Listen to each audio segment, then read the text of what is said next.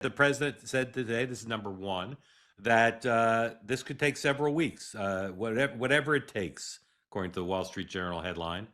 The New York Times says he sees an extended war, and he says, someone said, we wouldn't get bored. He said that if it was 4 to 5 weeks, he would not get bored. So we've heard the president quite a bit, but we haven't heard from Secretary Rubio the way we did today. So here's Secretary Rubio about regime change and what this mission is about. Number 6, please. We would love to see this regime be replaced. And ultimately, as the president has said, but let me finish my answer. As the president said, he would love for the people of Iran to use this as an opportunity to rise up and remove these leaders. They've been wanting to remove them from a long time. We've seen successive waves of protests, and we've seen them slaughter people. Okay? But the objective of this mission is to make sure they don't have these weapons that can threaten us and our allies in the region. That's why we're doing what we're doing now. And while we would love to see a new regime, the bottom line is no matter who governs that country a year from now, they're not going to have these ballistic missiles and they're not going to have these drones to threaten us. That's the objective of this mission, is to deny them the ability to use ballistic missiles to threaten their neighbors, to threaten our bases, to threaten our presence in the region, and ultimately as a shield behind which they can do whatever they want with their nuclear weapons ambition. We were not going to let them hide behind that, and that's why this was such a critical mission to undertake now while they were at their weakest point, and not a year from now where they could inflict even more damage and perhaps already be behind that point of immunity.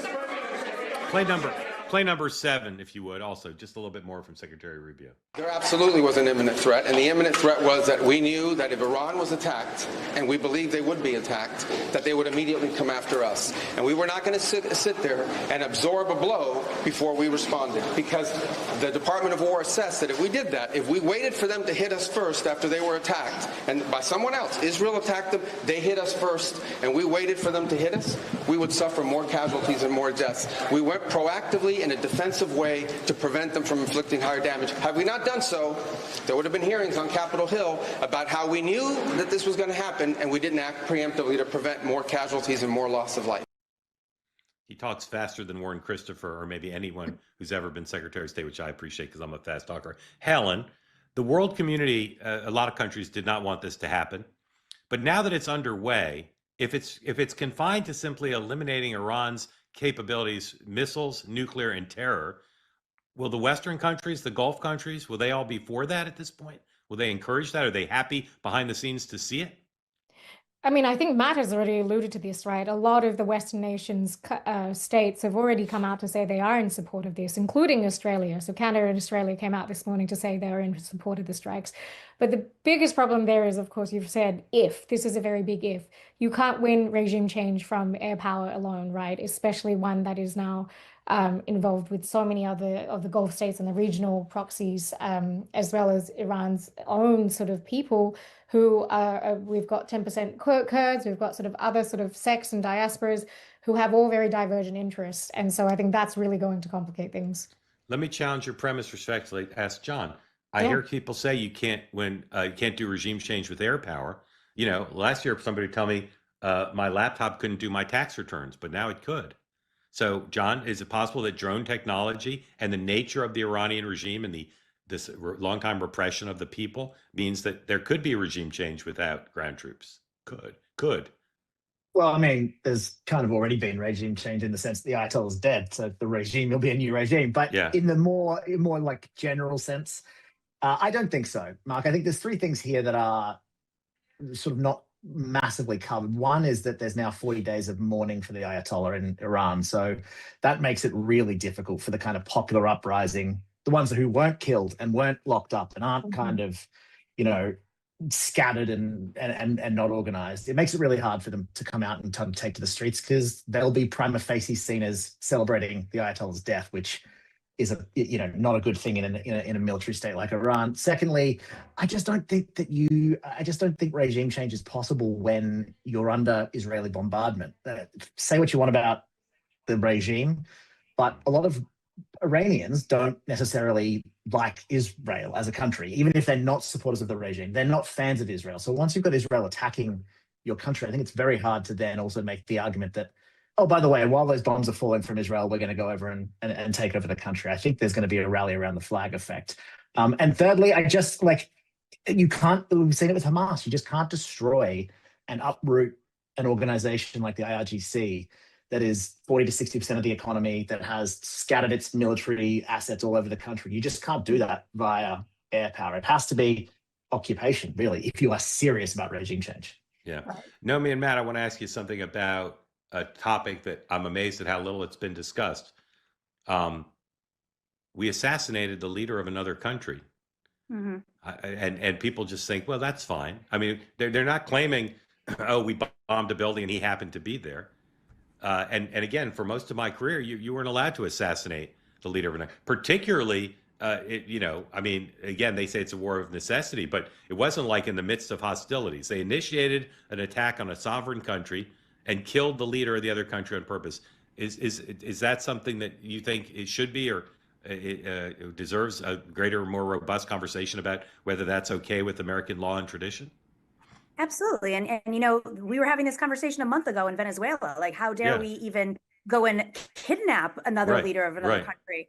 And I find that timing, just as a side note, I'd love to hear from your other panelists the same thing. The timing of our invasion of Venezuela, in anticipation to this Iran conflict that supposedly Rubio states that they were aware of before, and they couldn't, and they were going to be attacked. And if we didn't join forces, it'd be great to go to Congress. We have laws for a reason. And I do think that will be an issue. We can't normalize this. We all lived through the Iraq War in the 2000s. We cannot normalize this behavior. But with that being said, I think there's something interesting about this, in that when Obama was dealing with Libya, when I worked in Libya in 2013 after Gaddafi fell, and it was an air invasion, but again, because Obama was so allergic to group boots on the ground, and everyone was, because of Iraq, there wasn't that ability to actually have a proper regime change. So it was like a half version of a regime change in Libya. But also the difference is Iran is a much more sophisticated operation.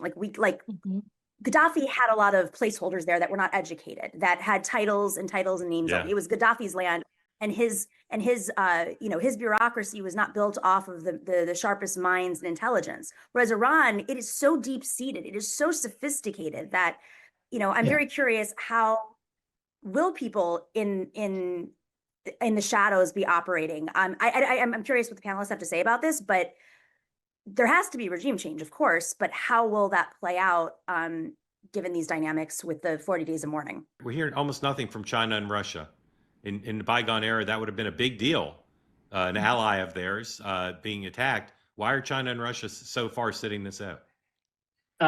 Well, Russia. In the short term, it's probably pretty good for Russia. Oil prices are spiking. They're in negotiations with Ukraine at the moment, and more oil, or more money from their oil is a good thing in the short term, at least politically, for them. I think long term Russia is in a bad way, but they're not going to draw attention to that. So I think their kind of take now is, hopefully America stays engaged on this. Hopefully they don't pay too much attention to Ukraine. Hopefully the oil price stays high for us for a while, so we can kind of continue doing what we're doing. On China, I think China doesn't like anything that kind of unsettles the global balance. They have a lot of stake in kind of keeping a sort of a rules-based global order where they get a lot more of the say in how those rules are made. They do not want chaos. They don't want multipolarity, but also they don't want to get drawn in to anything else other than their core interests. And again, what these countries all have in common, any non-US allies, or any country that kind of wants bad things for the US, they just want the US to be tangled up in this stuff for as long as possible, wasting their ammunition. Hopefully Iran fights back and hurts the US. That would be their dream. So I don't think they're going to say anything. Yeah, I think to add to that, Mark, just very quickly, because I think the other thing that's unsaid is the fact that both China and Russia are unable to operate in the region, right? What assets do they have? Since Russia withdrew from Syria a few years ago, they've not been able to have any ability to hit the region or perform any kind of significant military support. And so I think there's a limit, and this has really just exposed that limit to what they're able to do for their so-called allies and friends. Well said. Let's Polymarket a couple questions from our partners at Polymarket. Number 9, will the Iranian regime fall by the end of this month? So it's March 2nd. So will they fall by March 31st? We'll put that up. Put it so I can see it. Here we go. Will it fall by 17% chance? Folks, that seems low to me. If I were wagering, I'd say higher than 17% chance the regime will fall. What do you all think? Higher in your view? No, it feels about right to me. Really? But I think the chance that the regime falls, I think if you mean like the Ayatollahs and the mullahs are out, like, and there's a revolution, I think that's probably about right. Maybe even a little higher. Little higher. I just think it's unpredictable when you kill that many top leaders, and it doesn't sound like they're stopping it. And I would bet, it's not reporting, folks. It's based on seeing a lot of movies. I would bet you Mossad has killed a bunch of scientists, a bunch of legislators. I just think they've killed way more people than they've said. There's interesting reporting out of the New York Times today. They did a really good kind of blow by blow of how the decisions were made, and it was pretty clear. They said that the Ayatollah decided to be martyred. He kind of rejected and I don't know whether that's messaging from Iranian friendly folks, but they said he essentially was like, if it's going to happen, I'm not going to hide because that will undermine our regime. And that they had handpicked all their successes in all those key areas. So they were expecting this, and I think if they were expecting it, it's going to be pretty hard to say that it's just going to devolve into chaos. It may well, but I think they were thinking of this, right? Cozy Earth will give you 20% off. Use the promo code 2way at cozyearth.com. 20% off everything. Towels, sheets, blankets, pants, shirts. Everything on the site is 20% off. Go to cozyearth.com. Use the promo code 2way. It's an opportunity to do what so many members of the 2way community have done. Listen to me, buy something with 20% off, and then have it basically revolutionize your life. Now, some of this is just serviceable, I'm not going to lie, but the pants, the bubble cuddle blanket, and the towels, if you have a tactile sensibility as I do, will change your life. Probably forever, but at least for the foreseeable future. All available to you now. 20% off. The bubble cuddle blanket is, as they say, next level. I don't know what that means, but it says here I'm supposed to say that. So start your new year off right. Is it still the new year? March 2nd? I don't think so. This probably needs to be updated. But go to cozyearth.com. Use the promo code 2way for 20% off. Refresh your routines with comfort that makes every day feel like a new year. Hey, want to be part of the 2way community all the time? Hit the subscribe button.